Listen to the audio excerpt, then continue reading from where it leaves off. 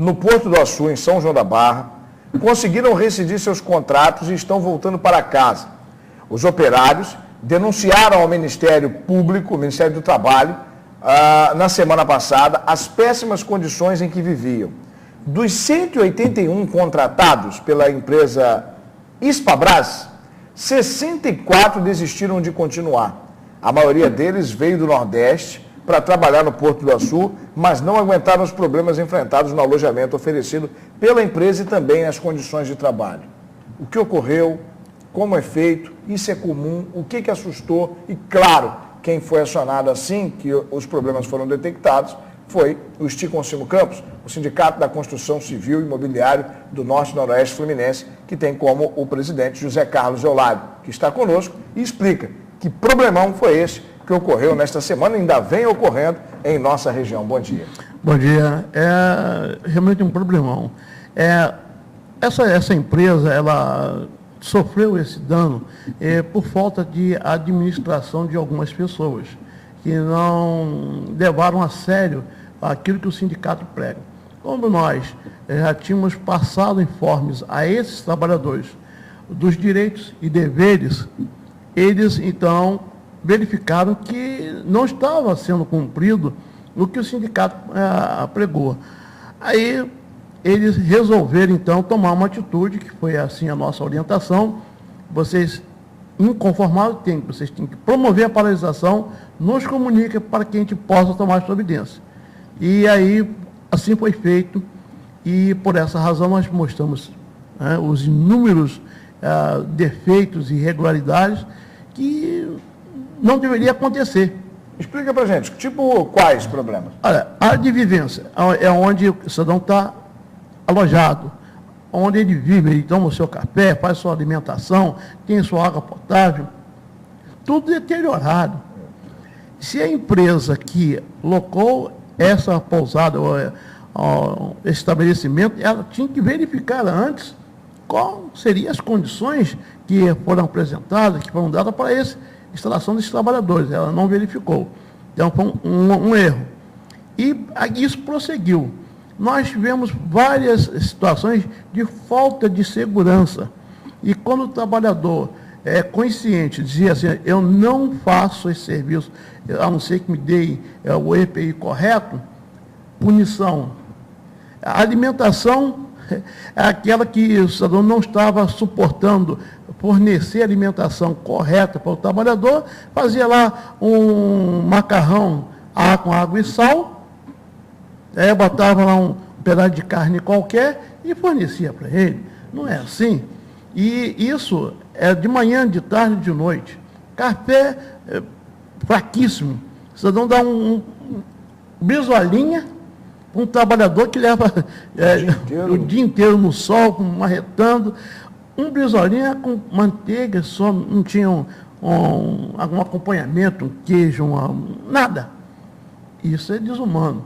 E outra coisa que mais grave foi que nós deparamos que as carteiras de trabalho deles, eles já estavam mais de 60 dias aqui e se encontravam ainda dentro de um caixote, sem assinatura, 50 carteiras. Aí eu falei assim: olha, não tem condições de continuar. A paralisação aconteceu, o Ministério do Trabalho nos auxiliou, né? O Ministério Público também, e a empresa, então, tomou a iniciativa de pagar todos os direitos. Certo. E aqueles que realmente não acreditam mais na empresa, não vão ficar, é um direito deles. Claro. E receberam lá dentro da nossa entidade todos os direitos, a garantia do retorno, uns de avião, outros de ônibus mais próximo, também uma ajuda de custo para a alimentação dele durante a viagem e a chegada dele até a sua residência. Então, para nós, isso foi muito bom. Agora, a empresa Hispabras só verificou isso depois da porta arrombada. Pois é. E pior ainda, a empresa principal, que chama-se Acciona, que é a tomadora, que ela deveria ter verificado isso no início, acompanhado. Então, ela também desleixou-se e vai responder. Até por aliciamento de trabalhadores. Porque aquilo ali configurou-se isso. Tantas pessoas de fora, tinha gente até do Uruguai. E aí? Então, a sociedade precisa entender isso. E nós estamos com uma série de outras irregularidades, de outras empresas. Tanto é que ontem, uma outra empresa, e já está paralisada, é a ISEC, e quase pelos mesmos motivos. Alojamento não condizente, faltando água potável para o cidadão no campo, o não pagamento de periculosidade, as horas intíneas pela metade, e que o sindicato tem um valor, né, X, a não liberação desses trabalhadores, aqueles que moram mais distantes, até chegar à sua residência, porque para os mais próximos tem um limite de 5 dias. Então, para o cidadão que mora em Roraima, como é que ele vai fazer para chegar com 5 dias, ir em casa e voltar? Não tem condições. Aí a empresa não olhou isso, é uma coisa tão fácil de resolver. Mas as empresas no Porto do Açu, a gente fica imaginando que são, né, empresas capacitadas. E, na verdade, a gente tem uma ilusão muito grande em relação a isso, estando de fora, né? Vocês têm que ver a casa de formiga que é aquilo ali. E eu estou muito preocupado, falei até com o subdelegado, com a doutora Marcela do Ministério Público, que se nós não tomarmos medidas drásticas agora, no próximo ano que está chegando, nós teremos a perda do controle total. Por quê? Nós temos contratos que já foram celebrados e a admissão de mais ou menos 3.000 trabalhadores até março. Gente, os que já está dando esse problemão. Lá em Gruçaí, Atafona, aquela região São da Barri, não está comportando os trabalhadores com alojamento. E as empresas ainda não fizeram esses alojamentos individuais. Elas deveriam ter já preparado sua área de vivência. E não fizeram. Aí está esse tumulto. Agora, as empresas estão sendo obrigadas, em rápida situação, promover um alojamento digno, com ar refrigerado, com toda a instalação correta, para que ela prossiga com o seu contrato. Então, está desencadeando aí uma série de problemas. Já imaginou com mais 3.000, 4.000 nessa mesma situação? Aí o trabalhador, ele fica realmente revoltado e o sindicato perdido, porque a dificuldade, uma outra denúncia que a gente tem feito, adentrar aos canteiros de obra. O sindicato tem todos os poderes, sabe que eles estão vetando a entrada do Ministério do Trabalho. O que é pessoal, sem noção? Lá a portaria tem ordem de ser o seguinte, para o Ministério do Trabalho ir lá fazer uma fiscalização, o subdelegado tem que mandar um ofício ao X da vida lá, tem uma opção de SX, EBX, mandar um ofício, eu vou fiscalizar. Eles se preparam. Quinta-feira, sexta-feira, tantas horas. Aí a portaria vai estar... vai visitar você no final do ano, você arruma a casa toda, né? Exato. Então está dessa forma. Aí o sindicato, eles querem proibir. Nós estamos lá todo instante lá dentro. Aí o que eu fiz? Coloquei 4 fiscalizadores dentro do canteiro, fixo. Sim. Nomeei 4, então eles estão lá dentro. Aí, se eles dizem assim, eu lá não pode entrar aqui agora, mas o meu olheiro está lá dentro, já oficializado. Certo. É desta forma que nós estamos detectando essas irregularidades. E eu pretendo aumentar esse número, porque o canteiro é muito grande, você não tem noção como é que e a dificuldade de empresa para empresa. A sociedade não tem noção, tem que visitar, tem que buscar dentro da internet, ver com a evolução daquilo ali. São João da Barra, acho que tem que se preparar ao longo dos 10 anos para absorver o que está aí. E Campos ficou como berço para acolher esse pessoal. Vejam o deslocamento, a distância. Então, tudo isso dificulta. Aí nós temos que ter coletivos para fazer isso. Uma outra denúncia que a gente está entrando, apurando, é o seguinte, é a Campus Tour. Ela interviu tá, numa situação que não deveria.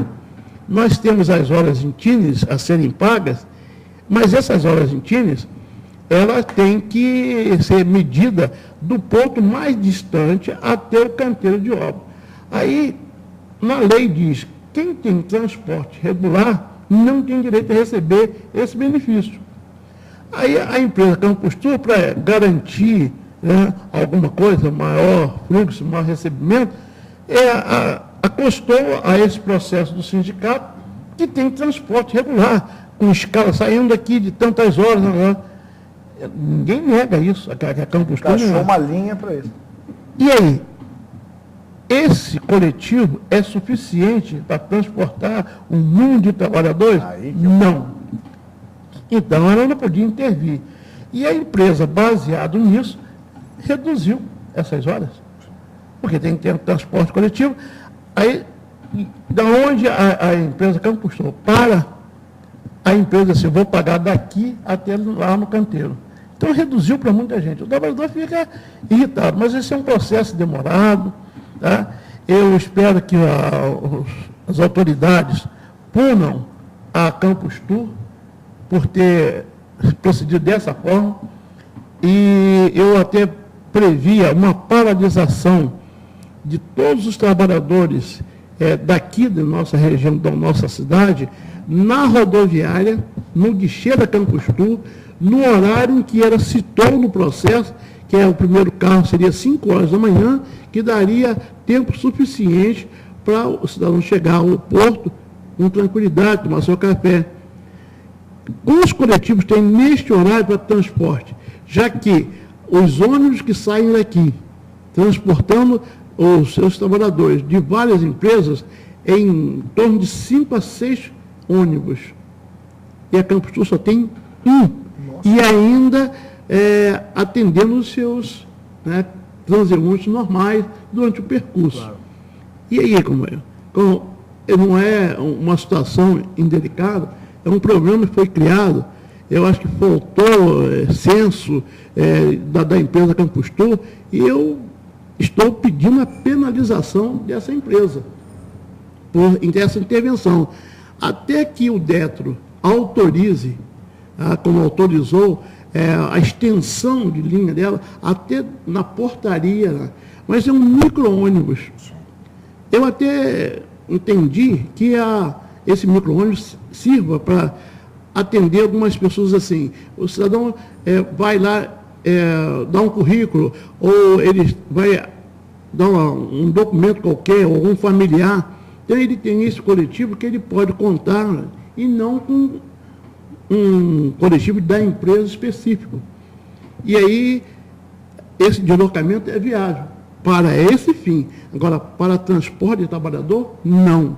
Então, a justiça que reveja esse caso, libere o que o perito, junto com o sindicato, fez durante todo o percurso, demarcou todas as linhas, terminar os prazos certinhos, para efetuar esse pagamento. Agora, eu não vou abrir mão de cobrar o retroativo, com garantia até dos que já foram demitidos, porque eles não são culpados. Então, lá, tem uma convenção coletiva, estabelecido isso, então, não há de se não cumprir. Então, a legislação está aí, a dúvida estava só nessa questão. Transporte regular, então, não tem direito. E esse transporte regular não atende, então, tem que voltar ao direito total. Evaldo, essa situação das empresas que chegam e se pressionam, isso é porque eles têm um histórico de aonde porque essas empresas não trabalham só aqui, elas têm outras frentes. E isso assusta porque em outros locais o sindicato não é tão rígido? Tem essa flexibilidade. E às vezes eles se deparam com atitudes que cada sindicato tem a sua postura de trabalhar, e a nossa aqui não é de criar tumulto, mas nós somos rigorosos no cumprimento da lei. E eu não poderia deixar, tanto porque eu conhecedor do direito da lei, eu não posso deixar mentir. Eu não posso deixar que isso passe, a grosso modo. Se o trabalhador, quando informado, ele começa a identificar os seus direitos, aí eu, que conhecedor da lei, vou dizer que não, mas nós temos, infelizmente, entidades sindicais que acomodam essa situação. E eu não trabalho assim. E aí é um espanto das empresas quando chegam e deparam nessa situação. Nós temos aqui uma empresa que veio aqui do município vizinho, de Cachoeira Primeirinho, e lá o sindicato não tem esse tipo de situação de fiscalização no canteiro de obra. Quando há uma denúncia, o cara tem que entrar com ação judicial. Então, essa empresa chegou aqui fazendo barbárie, né?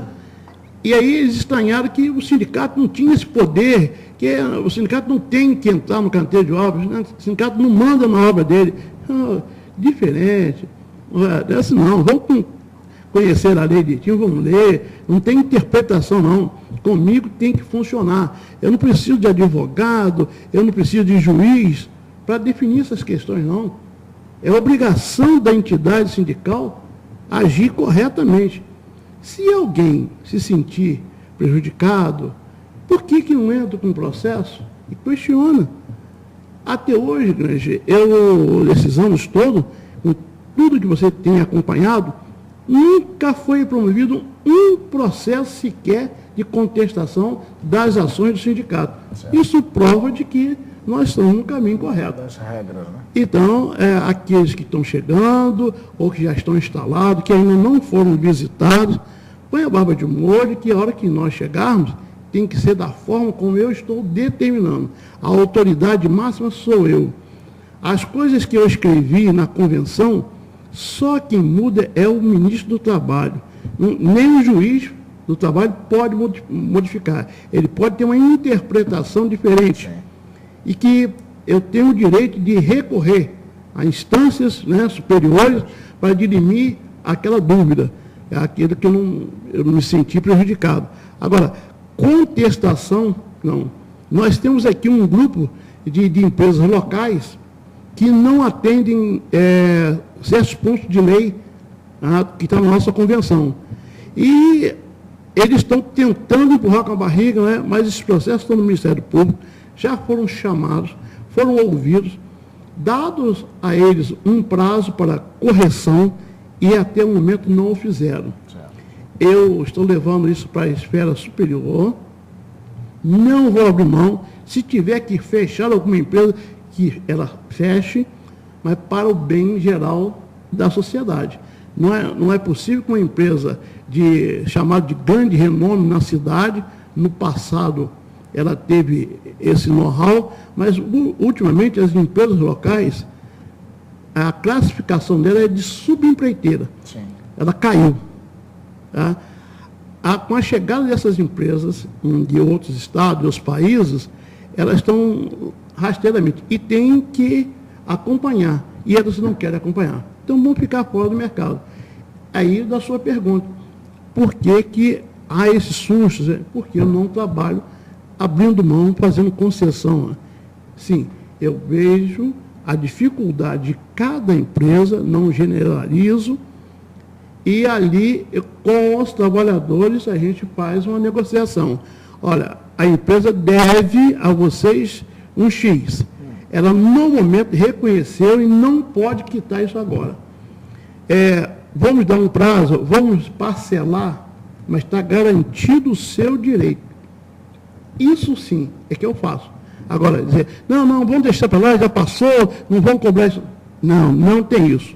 Está dentro da lei, os últimos 2 anos, a cada 2 anos é o direito do trabalhador, qualquer processo prescreve com 5, mas dentro dos 2 anos eu cobro tudo. Tem que pagar, não tem como. Se não quiser negociar, vai para a justiça e vai ter que pagar integral. Olha, o que aconteceu com a Pabras? Está aqui Isso, ele verificou e teve que sacar dos cofres dele lá uma verba altíssima, de imediato, e numa época difícil. Que é final de ano, não tem 13º, não são só as 64, né? São 180, 200, e crescendo mais. Mas a empresa teve que disponibilizar essa verba. Ela pode ter evitado tudo isso. Tá, e no caso dos funcionários que acompanham, né, o programa ele é muito ouvido, muito assistido, e que sintam que, porque tem aquela situação, você trabalhando na construção civil, você está trabalhando em comunidade. com os demais funcionários, enfim. E vivendo realidades muito parecidas, seja independente de onde venham, né? Realidades e as mesmas dificuldades. Como que às vezes ele, na preocupação de perder o ganha-pão e tal, mesmo vendo algumas irregularidades, pode acionar o sindicato? Essa é a primeira pergunta. E a outra é, o sindicato, ele tem que ter uma dimensão maior com a demanda que está tendo, de ter mais pessoas para fiscalizar? Como é que é a situação? A primeira, ele pode acionar o sindicato sempre em denúncia. Nós recebemos de pessoas, né, da sociedade, denúncias, através dos telefones 2731-5931 e 2733-8771. Vamos repetir então. 2731-5931 e 2733-8771. Okay. E nós temos e-mail, né, e site que está sendo muito acionado, e ali também as pessoas nem só veem as atuações do sindicato, como também pode fazer suas sugestões e denúncias. Isso tem acontecido. E por isso que o trabalhador que vem de outros estados tem uma facilidade de acesso ao nosso sindicato. Porque quando eles chegam, normalmente recebem um panfleto, onde está descrito todas as funções que o sindicato exerce, qual é o direito dele, contatos, e independente do número de pessoas que estão lá visitando. E agora, essa ampliação tem que existir. Cresceu muito, está crescendo, é por isso que eu citei aqui anteriormente, que nós já fixamos 4 dentro do Porto do Açu, e vamos credenciar mais um grupo para melhorar essa situação, porque aqui fora nós temos que continuar também na fiscalização. Só grande, aqui dentro da cidade, nós tínhamos até o mês de setembro 163 obras. Algumas entraram em fase de finalização, mas outras estão surgindo. Então, isso foi para 167 canteiros de obra dentro do município, independentes de ser do poder público ou não. Uma outra situação que até os jornais têm feito aí durante o longo dessa semana é a redução, remanejamento. Isso é uma jogada das empresas locais muito grande.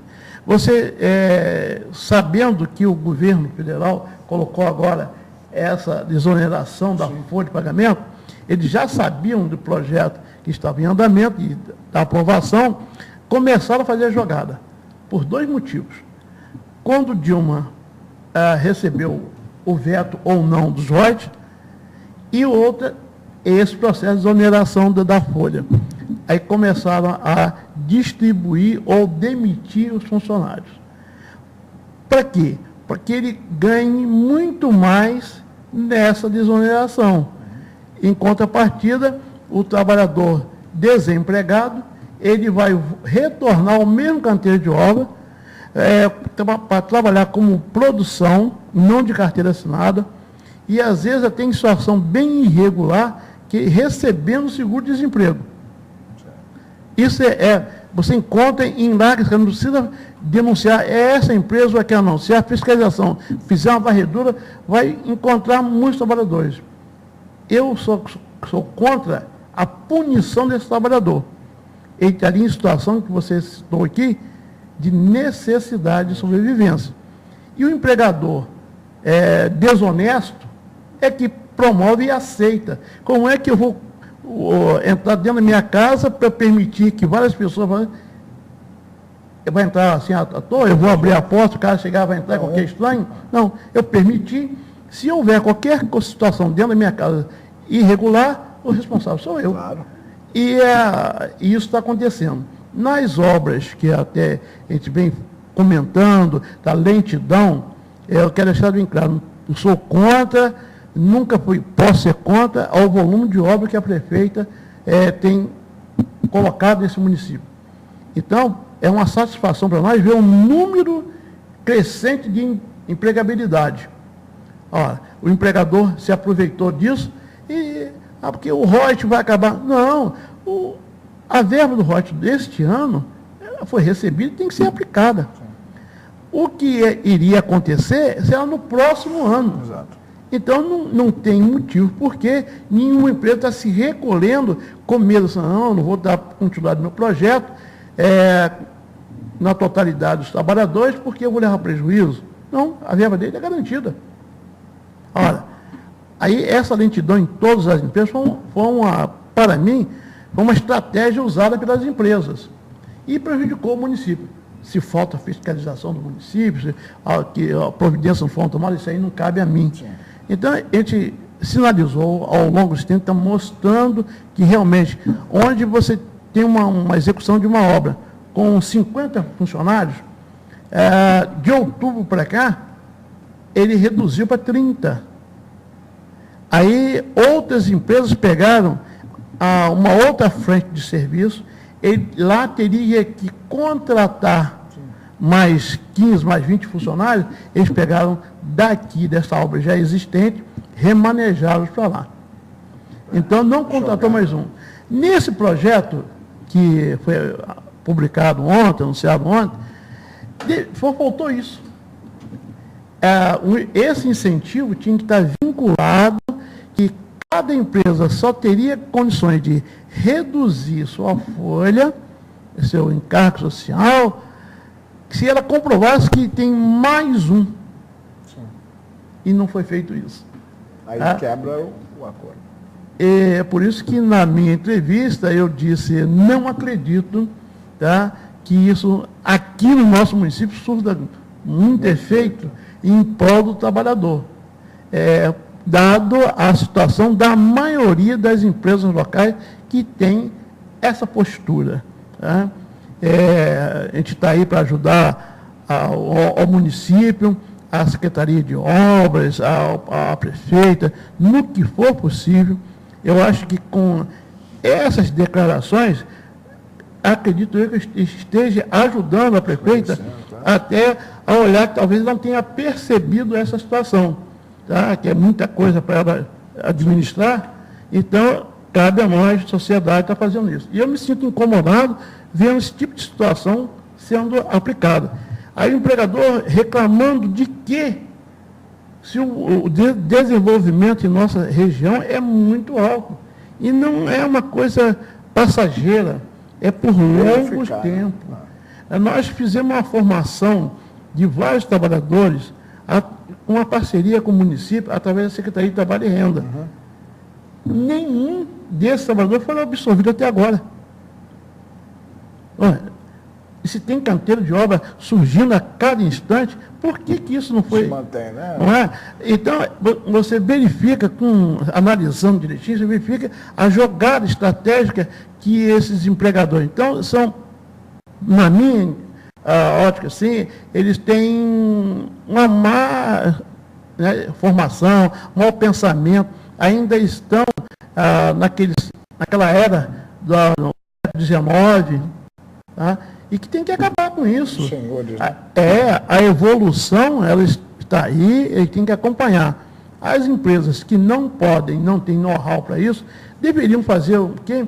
Se juntarem, fazer um grupo e se apresentarem para elaboração de grandes obras. Não deixar que essas empresas de fora venham e assumam o mercado. Como que eu vou coibir a presença de pessoas iguais às que nós citamos no início do programa? Angolanos, uruguaios, paraguaios, gente do Nordeste, a divisa do Brasil com outros países, estar em campo. De que forma que eles chegaram aqui? E o pessoal local? Aí você, olha o contraste, você depara com vários trabalhadores na rua dizendo, estou desempregados, não consigo um emprego. E tem emprego para o cara que vem de fora. Né?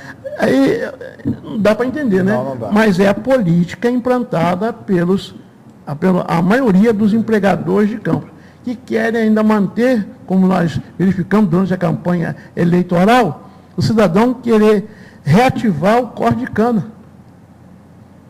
Ainda manual, não querendo não mecanizado, não. Né? Então está perdendo um monte da história.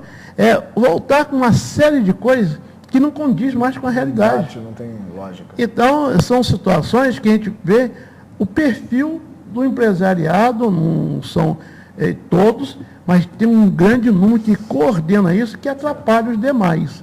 Né?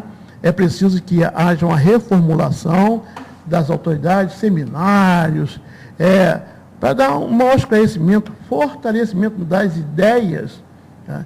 E aí o nosso sindicato fica totalmente fora, porque nós estamos bem avançados, né, em condições de absorver todas essas situações, tanto é que eu estou demonstrando à sociedade que a nossa entidade sindical tem preparo para isso, que desses enfrentamentos, sempre a gente sai bem. Você vê que uma paralisação a esse nível aconteceu na segunda, na quarta-feira, na terça-feira já estava tudo resolvido. A repercussão é muito grande. E aí, se o sindicato não tem uma formação, uma postura correta, ele não consegue. Ele vai levar meses para resolver um probleminha banal do trabalhador, que é direito, né? E aí, é isso que eu gostaria que a sociedade analisasse. Eu até fico um pouco preocupado quando eu me vejo muito na mídia, tá? E as pessoas dizem, por que só o Sindicato da Construção Civil, por que só o Eulálio? Não, é uma que nós temos, né, muita matéria, muita evidência de muitas coisas, e nós falamos ao público em aberto. Você mesmo citou aqui uma coisa que, independente da categoria, o que eu digo aqui serve para todos. É um direito, né, natural. Então, que muitas pessoas não têm conhecimento. Você vê um período grave agora, é a terceirização.